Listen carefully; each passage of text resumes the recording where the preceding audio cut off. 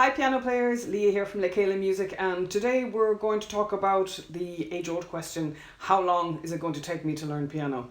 And of course I don't have the answer. How long is a piece of string?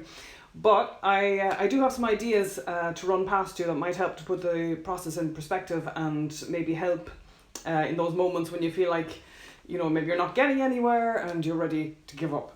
And if you haven't had one of those moments yet, I'm guessing you started learning piano yesterday, so just give it time, you will. And I don't want you to give up, of course, so we're going to get started. I think it's important to get a realistic idea of how long it takes to develop such a complex skill, because we're constantly being bombarded all the time with headlines that promise fast results in all kinds of areas like fast fitness and fast business success and learn piano in 2 weeks. That's typical marketing, but the danger is always that these kind of promises set an expectation that we should be able to achieve our goals quickly, or there's something wrong with us. So you've been playing piano for maybe a year and you're managing a few pieces, but you can't quite get through them, without stopping or making mistakes, and you definitely can't perform them reliably for someone else. Maybe you've never gotten past the first 2 bars of that piece that you've always wanted to play, so now you feel like a failure because surely everyone else is way ahead of you at this stage. But look at it this way, you started learning piano and came back to it maybe after having given up as a child, and you didn't quit after 2 weeks, so you're getting something out of it. You're enjoying the process of learning, you're energized by the thought that one day, we'll be able to play that favourite piece of music. You've had some moments of success and you found yourself able to do something that you couldn't do when you started.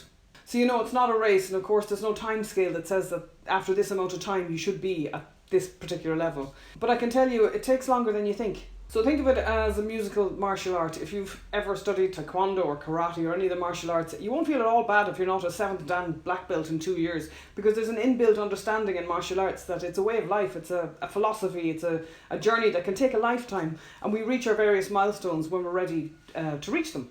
If you're working with a teacher, you probably have some sense of progress and forward momentum, because you're moving through the levels of a method book or graded repertoire.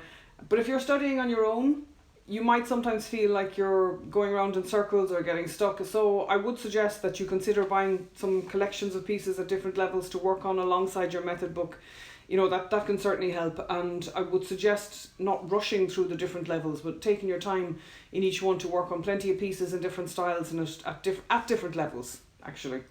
You don't have to wait to reach a certain level before you can start working on a particular piece that you really want to learn, but your level is probably the level that you can reliably play at.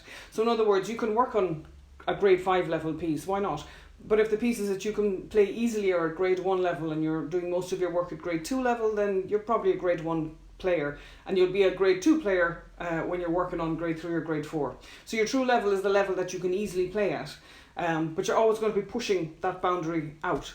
And I'm telling you this because it can be motivating to have a sense of where you are in your progress and where you want to be in 6 months, in a year, in 2 years, so you can set interim goals for yourself, milestones that you want to reach.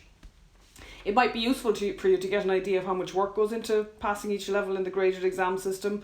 Samantha Coates, who's a very well-known Australian piano teacher, has made the observation in one of her blog pieces that it takes roughly 1,500 hours of practice to pass grade 8 level, to get through the grade 8. So if you were to put in an hour a day, you could potentially reach that level in about 4 years.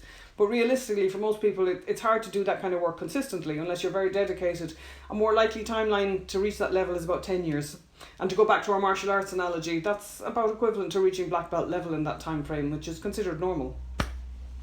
And it's not true, by the way, that children learn faster than adults. If anything, it's the opposite.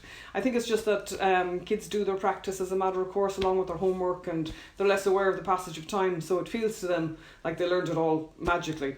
As an adult, though, you can pick up the music theory more easily and learn more strategically, so you can condense the learning time. You've probably also heard of the rule of 10,000 hours. So that's an idea made famous by Malcolm Gladwell in his book Outliers, and it's based on studies that show that world-class musicians or chess players or all kinds of artists generally have about 10,000 hours of practice behind them by the time they reach their peak. So that's why if you want to become a concert pianist, you probably need to have started in childhood, and you probably needed to be putting in several hours of practice a day from about age 4.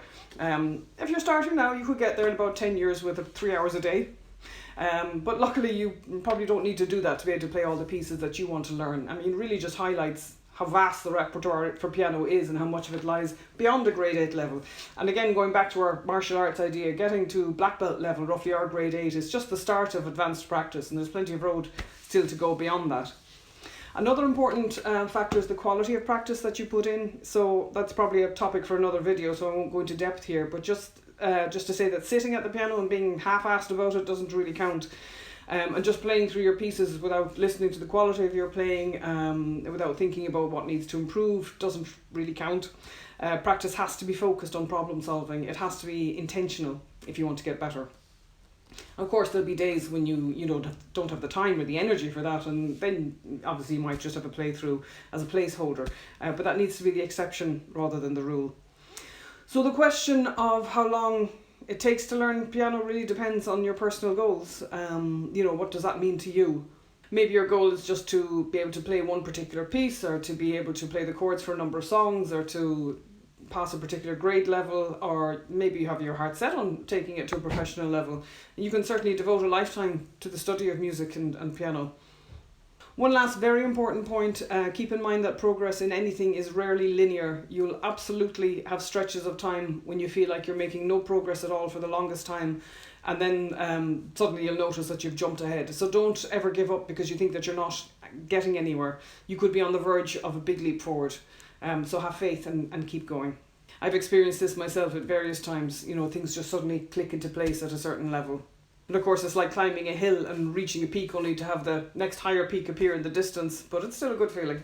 If you love piano, you're going to keep coming back to it. You're going to reach one goal and start thinking about the next, and eventually at some point you look back and be amazed at how far you've come. And you won't regret a single minute of the work you put into it.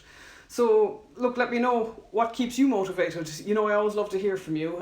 As always, please consider subscribing, and if you got value from this video, please hit the like button to encourage the algorithm to show it to more people. I'll see you again soon, and in the meantime, happy practicing.